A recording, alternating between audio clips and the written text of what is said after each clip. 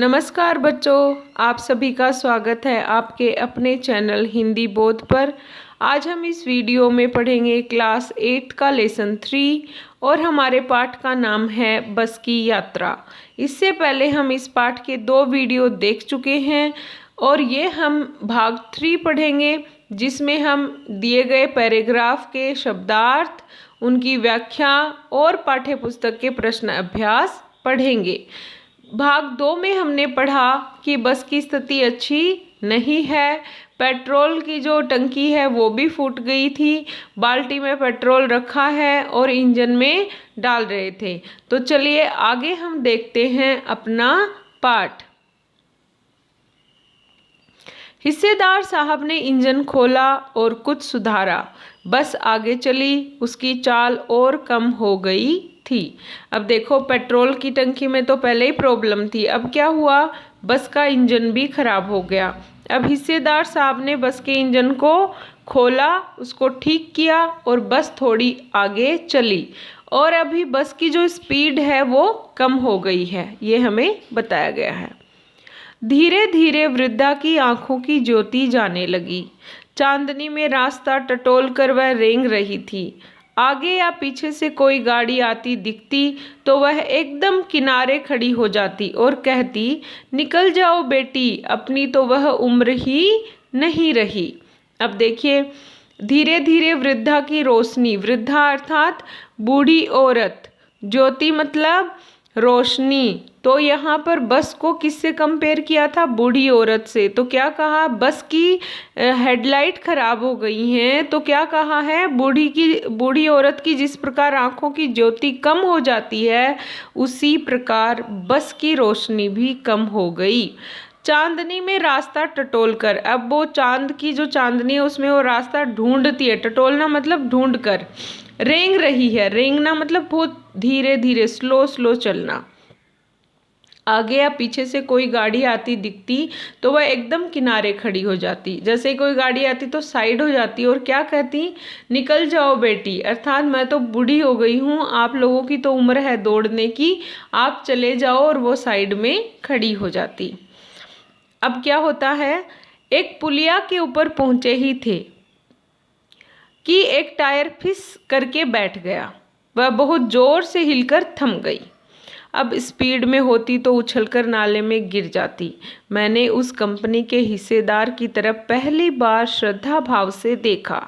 वह टायरों की हालत जानते हैं, फिर भी जान हथेली पर लेकर इस बस से सफ़र कर रहे हैं।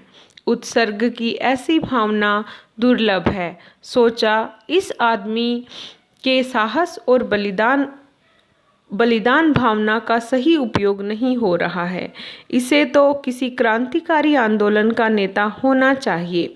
अगर बस नाले में गिर पड़ती और हम सब मर जाते तो देवता बाहें पसारे उसका इंतजार करते, कहते, वह महान आदमी आ रहा है जिसने एक टायर के लिए प्राण दे दिए, मर गया पर टायर नहीं बदला। अब देखिए, इस पूरे पैराग्राफ में व्यंग्य किया गया है। क्या कहा है, एक पुलिया के ऊपर पहुंचे थे। पुलिया एक छोटा सा पुल, ब्रिज। फिस करना एक प्रकार की ध्वनि, जैसे ही टायर से हवा निकलती है तो आवाज आती है ना जोर से, वैसे ही। थमना, रुकना, श्रद्धा भाव, सम्मान के भाव। तो लेखक क्या कहते हैं कि एक पुलिया आई तो पुलिया के ऊपर टायर पंचर हो गया और आवाज आई टायर से हवा निकलने की। अब कहते हैं जैसे ही टायर से हवा निकली वो बस तो जोर से हिलकर रुक गई। अब कहते हैं अगर मान लो वो बस धीरे थी, स्पीड में होती तो हम तो पुलिया में ही गिर जाते, और पुलिया में गिर जाते तो क्या होता, एक्सीडेंट हो जाता इन लोगों का। तो क्या कहते हैं कि पहली बार मैंने कंपनी के हिस्सेदार को बड़े ही श्रद्धा के भाव से, सम्मान के भाव से देखा। क्यों, यहाँ पर व्यंग्य किया है कि वो बंदा एक टायर के लिए अपनी जान हथेली पर लेकर बैठा है। जान हथेली पर लेना एक मुहावरा है जिसका मतलब होता है खतरा मोल लेना या अपने प्राणों को दांव पर लगाना। तो लेखक क्या कहते हैं, वो बस का टायर नहीं बदलना पसंद करता, पर अपनी जान जोखिम में डाल के वहाँ उस बस से सफ़र कर रहा है। तो कहते हैं अगर ये हम मरते भी तो देवता क्या कहते कि भाई वो महान आदमी आ गया जिसमें इतना बलिदान करने की, बलिदान मतलब त्याग, किसी दूसरे के लिए उपकार करने की भावना वाला व्यक्ति आ गया है और देवता भी इसका इंतजार कर रहे होते।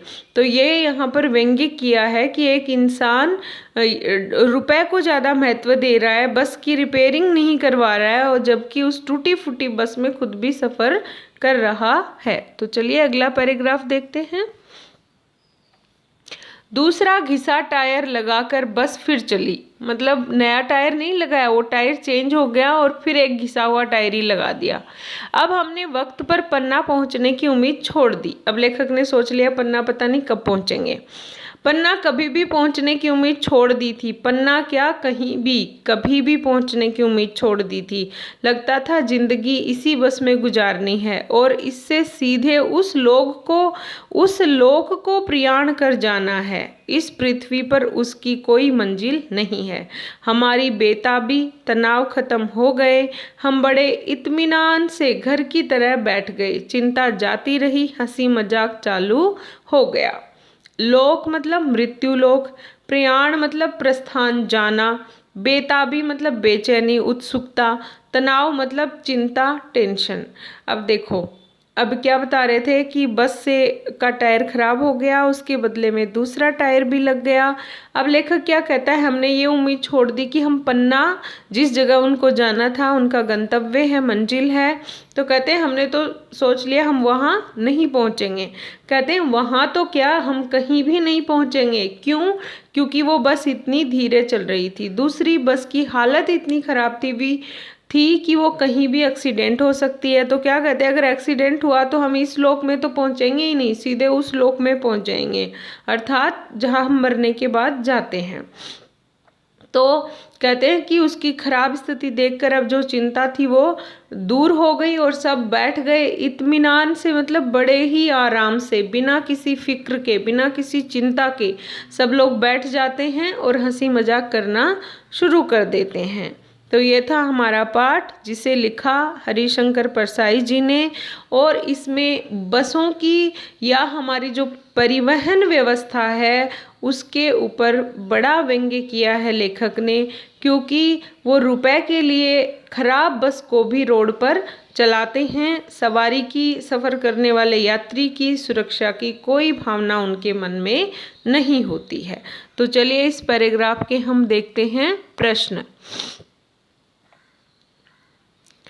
निकल जाओ बेटी, अपनी तो वह उम्र ही नहीं रही। प्रस्तुत पंक्ति किसने किसके लिए कही है? तो ये किसने कहा? लेखक ने कहा। किसके लिए कहा? बस के लिए कहा है। दूसरा है, जान हथेली पर रखना मुहावरे का क्या अर्थ है? तो मुहावरे का अर्थ है अपने प्राणों की परवाह न करना, अपने प्राणों की बाजी लगा देना। तो ये थे इस पैराग्राफ के प्रश्न। अब हम चलते हैं पाठ के प्रश्नों की ओर। तो हमारा जो पाठ के प्रश्न अभ्यास हैं उसमें पहला प्रश्न है, मैंने उस कंपनी के हिस्सेदार की तरफ पहली बार श्रद्धा भाव से देखा। लेखक के मन में हिस्सेदार साहब के लिए श्रद्धा क्यों जग गई? अब ये हमने लास्ट वाले पैराग्राफ में ही पढ़ा, जब टायर खराब हो जाता है बस का, तब लेखक श्रद्धा भाव से देखते हैं हिस्सेदार के प्रति कि वो एक टायर के लिए अपने प्राण, अपनी जान दांव पर लगा रहे हैं। तो देखिए भाषा में क्या होता है, उत्तर आप अपने शब्दों में भी लिख सकते हो। आपको पैराग्राफ समझ में आया हुआ हो, फिर आप अपने शब्दों में ही आपको उत्तर लिखना चाहिए। फिर भी मैंने आपको यहाँ पर उत्तर लिख के दिया है, ये भी पढ़ो, आप इसको सीखो और अपने शब्दों में अपने उत्तर लिखो। तो उत्तर है इसका, लेखक के मन में हिस्सेदार के प्रति श्रद्धा भाव इसलिए जगी क्योंकि वह थोड़े से पैसे बचाने के चक्कर में बस का टायर नहीं बदलवा रहा था और अपने साथ साथ यात्रियों की जान भी जोखिम में डाल रहा था। इसलिए लेखक ने श्रद्धा भाव कहकर उस पर व्यंग्य किया है। ये है पहला प्रश्न और इसका उत्तर। आगे हम चलते हैं प्रश्न नंबर 2 की ओर। प्रश्न नंबर 2, लोगों ने सलाह दी कि समझदार आदमी इस शाम वाली बस से सफ़र नहीं करते। लोगों ने ये सलाह क्यों दी? ये पाठ के शुरू में आया था कि लेखक 4 बजे वाली बस की यात्रा करने के लिए सोच रहे हैं, वो और उनके 5 मित्र। तो लोगों ने उन्हें क्या कहा कि समझदार व्यक्ति ये शाम को 4 वाली बस से सफ़र नहीं करते। तो इन्होंने पूछा कि क्यों भाई, ये बस नहीं, क्या रास्ते में डाकू मिलते हैं? तो लोगों ने क्या कहा, ये बस ही डाकिन है। तो इसका उत्तर भी यही है। तो चलिए हम उत्तर देखते हैं। लोगों ने लेखक को शाम वाली बस से सफ़र न करने की सलाह उसकी जीर्ण शीर्ण हालत को देखकर दी। बस की जो हालत थी वो बड़ी ही खराब थी। आप ये जीर्ण शीर्ण का प्रयोग ना करके ऐसे भी लिख सकते हो कि बस टूटी फूटी थी, बस की हालत ठीक नहीं थी, वो अच्छे से चल नहीं सकती थी, उसका कोई भी बॉडी पार्ट ठीक नहीं था। आप ऐसे भी अपने शब्दों में लिख सकते हो। यदि रात में वह कहीं खराब हो गई तो परेशानी होगी। लोगों ने इस बस को डाकिन भी कहा। तो ये है उत्तर 2। आगे हम बात करते हैं प्रश्न नंबर 3 की। प्रश्न 3 है, ऐसा जैसे सारी बस ही इंजन है और हम इंजन के भीतर बैठे हैं। लेखक को ऐसा क्यों लगा? तो देखिए, जैसे ही ये कब आया था, सेकंड पैराग्राफ में बस स्टार्ट होती है तो लेखक क्या पूछते हैं पहले तो हिस्सेदार से कि भाई ये बस चलेगी भी? तो उसने कहा चलेगी क्यों नहीं, अभी चलेगी। तो जैसे ही बस स्टार्ट हुई वो पूरा ऐसे लगा जैसे पूरी बस ही इंजन है। क्यों ऐसे कहा? क्योंकि पूरी बस में इंजन का साउंड आ रहा है, इंजन की आवाज़ आ रही है। तो लेखक को क्या लगा कि ना सिर्फ इंजन ही स्टार्ट हुआ है बल्कि पूरी बस ही स्टार्ट हो गई है। तो इसका उत्तर आप अपने शब्दों में लिख सकते हो। मैंने लिखा है, प्रस्तुत पंक्ति लेखक ने उस समय कही जब वो बस में बैठ गए और इंतजार करने के बाद बस स्टार्ट हो गई थी। लेखक ने सारी बस को इंजन इसलिए कहा क्योंकि पूरी बस में इंजन की आवाज़ गूंज रही थी। यह है हमारा उत्तर 3। आगे हम बात करते हैं उत्तर नंबर 4 और प्रश्न 4 की। प्रश्न 4 है, गजब हो गया, ऐसी बस अपने आप चलती है। लेखक को ये सुनकर हैरानी क्यों हुई, आश्चर्य क्यों हुआ? तो ये पहले वाले प्रश्न में ही हम जिक्र कर चुके हैं, उसी समय की ये लाइन है। तो इसका उत्तर है, जब बस के हिस्सेदार ने लेखक को कहा कि ये बस अभी चलेगी तब लेखक को आश्चर्य हुआ, क्योंकि बस इतनी टूटी फूटी थी कि उसे देखकर लग नहीं रहा था कि वो बस अपने आप चलती थी। तो यह है उत्तर 4। अगला है हमारा लास्ट प्रश्न, प्रश्न नंबर 5। मैं हर पेड़ को अपना दुश्मन समझ रहा था। लेखक पेड़ों को दुश्मन क्यों समझ रहा था?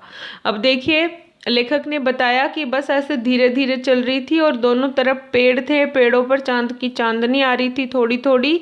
तो कहते हैं कि पर मैं हर पेड़ को अपना दुश्मन मान रहा था। तो क्यों मानते थे दुश्मन? क्योंकि उनको लगता था कि ये बस कभी भी इन पेड़ से टकराएगी, टकरा के एक्सीडेंट होगा, तो वो उनको अपना दुश्मन मान रहे थे। तो चलिए देखते हैं हम उत्तर। लेखक हर पेड़ को अपना दुश्मन समझ रहा था क्योंकि लेखक को बस के किसी भी हिस्से पर भरोसा नहीं था। बस का ब्रेक फेल हो सकता था, स्टीयरिंग टूट सकता था और ऐसा होने से सड़क के दोनों तरफ खड़े पेड़ों से बस कभी भी टकरा सकती थी और दुर्घटना हो सकती थी।